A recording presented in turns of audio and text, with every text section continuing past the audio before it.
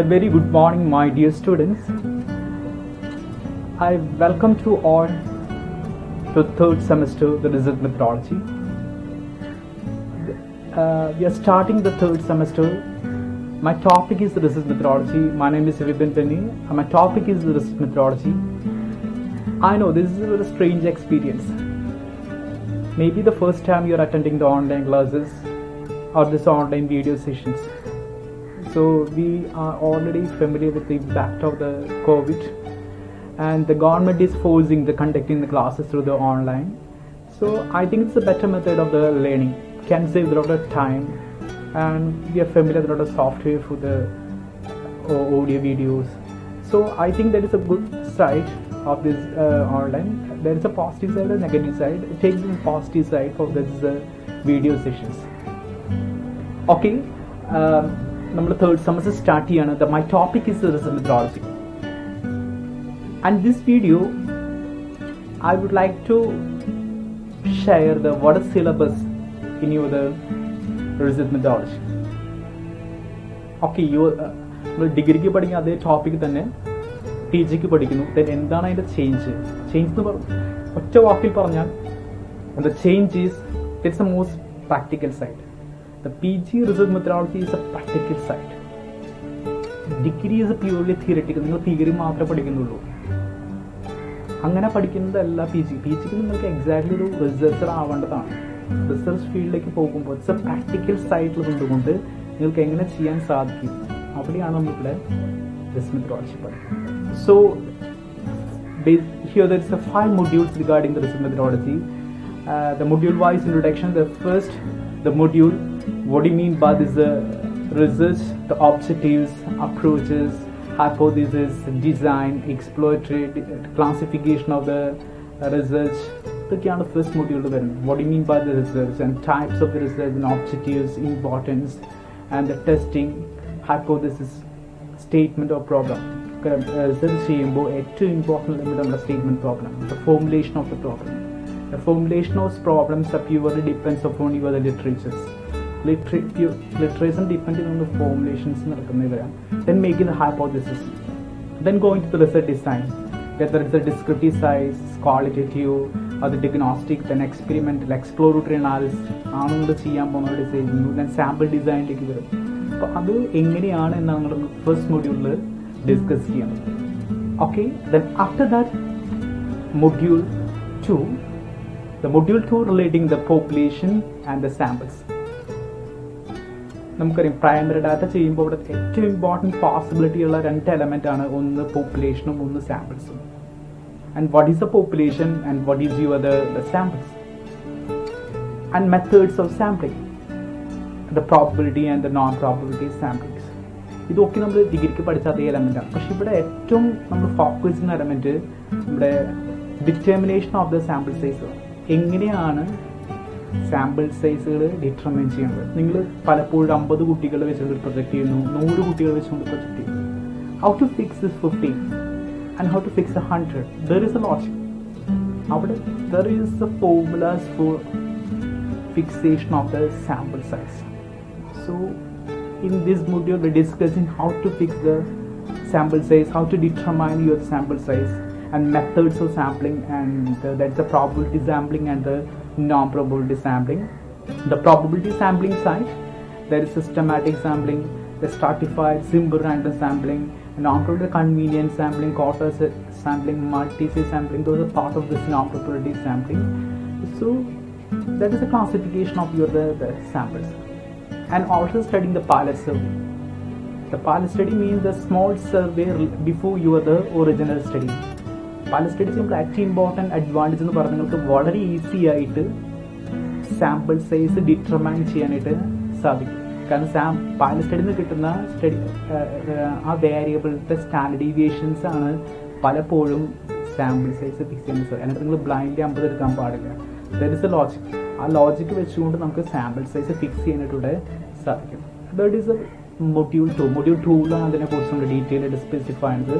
അവിടെ മെത്തേഡ്സ് സാമ്പിളിങ്സും എല്ലാം നമ്മളവിടെ സ്പെസിഫൈ ചെയ്ത് പഠിക്കുന്നുണ്ട്. Errors, possibility for the errors, sampling errors and non sampling errors, അതൊക്കെ നമ്മളിവിടെ ഈ ചാപ്റ്റർ മൊഡ്യൂളിൽ നമ്മൾ കൂടുതൽ ഡിസ്കസ് ചെയ്യുന്നു. Then module 3. The module 3 is regarding the data collection, the methods for the data collection. Normally data collection, the primary data, then secondary data. The primary data, you are using the questionnaires, your schedules, interviews, all of the part of this module. അവിടെ പലപ്പോഴും നമ്മൾ methods, primary methods, secondary methods. Secondary methods means all the published, using the books, channels and the newspapers, all of the published elements. So here, what are the methods for the data collection? What are the primary methods and what are the important elements of the primary method? Questionnaires, interview. പലപ്പോഴും primary data ചെയ്യുമ്പോൾ ഏറ്റവും കൂടുതൽ depend ചെയ്യുന്ന എലമെന്റാണ് ക്വസ്റ്റ്നെയ്സും ഷെഡ്യൂൾസും. ആ ക്വസ്റ്റ്നെയ്സും ഷെഡ്യൂൾസും വെച്ചുകൊണ്ട് എങ്ങനെ ഇഫക്റ്റീവായിട്ട് നിങ്ങൾക്ക് ഡാറ്റ കളക്ഷൻ ചെയ്യാം. And how to make an interview tools. ഇതൊക്കെ നമുക്ക് മൊഡ്യൂൾ 3 കാണാനായിട്ട് സാധിക്കും. ക്വസ്റ്റ്നെയർ ആണ് പ്രൈമറി ഡാറ്റ കളക്ഷൻ ചെയ്യുമ്പോൾ ഏറ്റവും ഇമ്പോർട്ടൻറ്റ്. ക്വസ്റ്റ്നെയറിൽ നിങ്ങൾ ഒരു മാനിപ്പുലേഷൻസ് കണ്ടക്ട് ചെയ്ത് കഴിഞ്ഞാൽ there is a possibility of errors in your research. So must conscious regarding the making of questionnaire. Okay, that is a part of this module 3. And module 4 is a part of this measurement and the scaling. And here നിങ്ങൾ data collect ചെയ്യുന്നു. Data collect ചെയ്യുന്ന സമയത്ത് questionnaire use ചെയ്യുന്നു. ക്വസ്റ്റ്നെയറിൽ measurement സ്കെയിലിംഗിന്റെ importance എന്താ? The measurement simply means the assigning numbers or the symbols. The term is known as the measurement. And scaling means measuring the something. നിങ്ങൾ എന്തെങ്കിലും measure ചെയ്തുകൊണ്ടിരുന്നാണ് scaling കാണാനായിട്ട് സാധിക്കുക. അല്ലെ, നിങ്ങൾ സാധാരണ ഒരു ബുക്കിന്റെ ലെങ്ത് എടുക്കാൻ വേണ്ടി നമ്മൾ സാധാ സ്കെയിൽ യൂസ് ചെയ്യുന്നു. അപ്പോൾ അത് വെച്ച് പറഞ്ഞാൽ 8 സെന്റിമീറ്റർ 7 സെന്റിമീറ്റർ നിങ്ങൾ പറയുന്നത്. അപ്പോൾ അവിടെ സ്കെയിലിങ്ങൾ യൂസ് ചെയ്യുക, ബുക്കിന്റെ ആ ലെങ്ത് എടുക്കാനാണ് സ്കെയിൽ നിങ്ങളോട് യൂസ് ചെയ്തത്. മെഷർമെന്റ് എന്നിട്ട് നിങ്ങൾ പറയുന്നത് 7 centimetre. That is A measuring, that is A measuring something, that is A scaling. Assigning number 7 എന്നുകൊണ്ട് സെന്റിമീറ്റർ എക്സ്പ്രസ് ചെയ്യുമ്പോൾ assigning number. So that is a part of the measurement. And here, which this module is discussing the scaling, the graphical rating scale, Likert scaling, semantic scaling, and also validity and reliability of the questionnaires. എപ്പോഴാണ് ഇവിടെ സ്കെയിലിംഗിന്റെ importance? നിങ്ങൾ primary data use ചെയ്യുന്ന സമയത്ത് നിങ്ങൾക്ക് പലപ്പോഴും there is a possibility for the qualitative statements in your questionnaire. Qualitative statements questionnaire വരാം.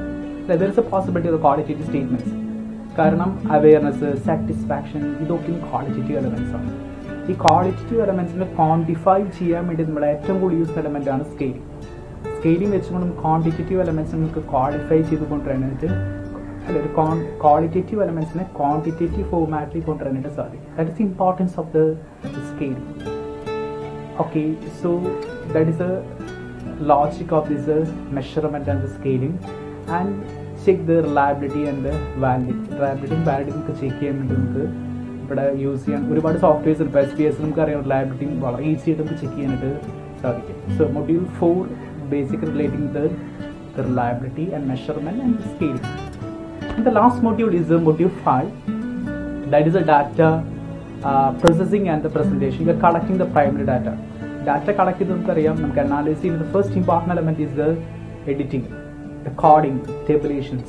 നിങ്ങൾ ഡാറ്റനെ code ചെയ്യണം. Assigning the ones, numbers 0 1 2. നമുക്ക് ഒരിക്കലും മെഷീൻസിൽ ഒരിക്കലും സിസ്റ്റത്തിന് മെഷീൻ ഫോർമാറ്റിലാണ് സിസ്റ്റം റീഡ് ചെയ്യേണ്ടത്. അപ്പോൾ നിങ്ങൾ സാധാരണ മാനുവലായിട്ട് എഴുതി കൊടുത്തിട്ട് മീൻസ് സിസ്റ്റം റീഡ് ചെയ്യാൻ സാധിക്കില്ല. അപ്പോൾ നിങ്ങളിവിടെ കോഡിങ്സ് യൂസ് ചെയ്യേണ്ടി വരും. 1 2 3 4. ദാറ്റ്സ് എ കോഡ്സ് യൂസ് ചെയ്തുകൊണ്ട് നമുക്ക് പലപ്പോഴും ഡാറ്റേനെ നമുക്ക് മെഷീൻ റീഡബിൾ ഫോർമാറ്റിൽ കൊണ്ടുവരാൻ സാധിക്കും. Then after that, conducting the analysis. As an analysis point of view, we are using the parametric and the non-parametric test. അതൊക്കെ നിങ്ങൾ QT പഠിച്ചിട്ടുണ്ടായിരുന്നു, ഓൾറെഡി ഡിഗ്രിക്ക് പഠിക്കുന്നുണ്ട്. And similarly your PG the first semester there is content techniques. അവിടെ topic അവിടെ വരുന്നുണ്ട്. So what is the parametric and what is the non-parametric test? Parametric ടെസ്റ്റിൽ ഏതൊക്കെയാണ് നമുക്കറിയാം? T-test, Z-test, F-test, and what are the part of the parametric? Non-parametric, the Wilcoxon, the critical value test, the Kolmogorov test, then sign test, rank test. ഇതൊക്കെ നമുക്ക് non parametric ആണ്. അപ്പോൾ ഏത് tools നമ്മൾ use ചെയ്യും, അത് നമ്മൾ എങ്ങനെ ഡാറ്റേനെ ഡിപ്പെൻഡ് ചെയ്തുള്ള ഏത് ടൂൾസാണ് യൂസ് ചെയ്യുക. അപ്പോൾ അതാണ് ആ മൊഡ്യൂൾ കൂടുതൽ സ്പെസിഫൈ ആണ്. അതിന് ശേഷമാണ് നമ്മൾ ഏറ്റവും കൂടുതൽ ഫോക്കസ് ചെയ്യുന്ന റിപ്പോർട്ട് റൈറ്റിങ്ങിൽ വരുന്ന റിപ്പോർട്ട് റൈറ്റിങ്സ് എങ്ങനെ മേക്ക് ചെയ്യാനായിട്ട് നമുക്ക് സാധിക്കും. ആ സ്റ്റൈൽ ഓഫ് സ്ട്രക്ചറിങ് എങ്ങനെയാണ്, API സ്റ്റൈലിംഗ് സ്ട്രക്ചർ എങ്ങനെയാണ്, അതൊക്കെ അവിടെ സ്പെസിഫൈ ചെയ്യും.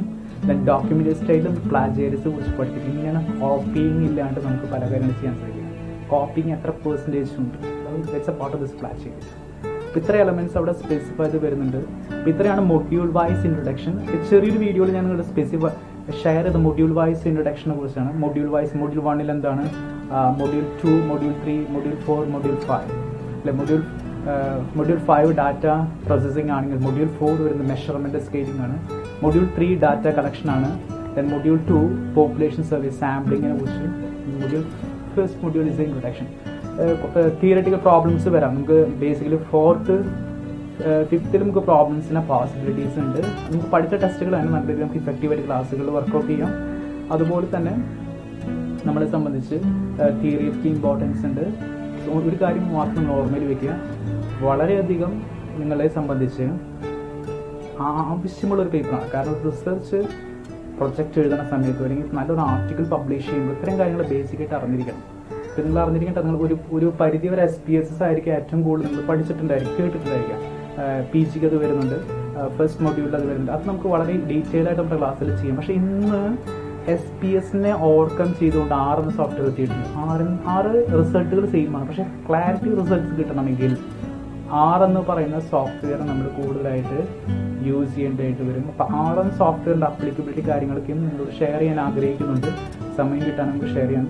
അതുപോലെ തന്നെ പ്ലാജിയറിസത്തിൻ്റെ എഫക്റ്റീവ്നെസ്, റിസർച്ചിങ് പ്ലാജിയറിസത്തിൻ്റെ ഇഫക്റ്റീവ്നെസ്, ഇതൊക്കെയും ഭാഗത്തും കൂടുതലായിട്ട് ഷെയർ ചെയ്യേണ്ടതായിട്ട് വരും.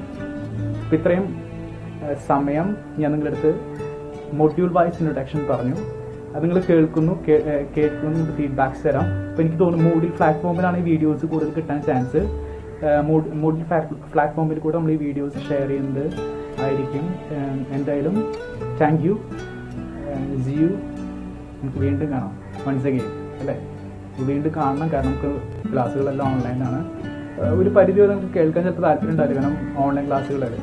പക്ഷെ നമുക്ക് വേറെ ഇപ്പോൾ ഒരു മാർക്കില്ല. അപ്പോൾ എഫക്റ്റീവായിട്ട് നമുക്ക് യൂസ് ചെയ്യാം. So wish you all the best. It's good. അപ്പോൾ once again thank you all. Thank you everybody. Thank you so much.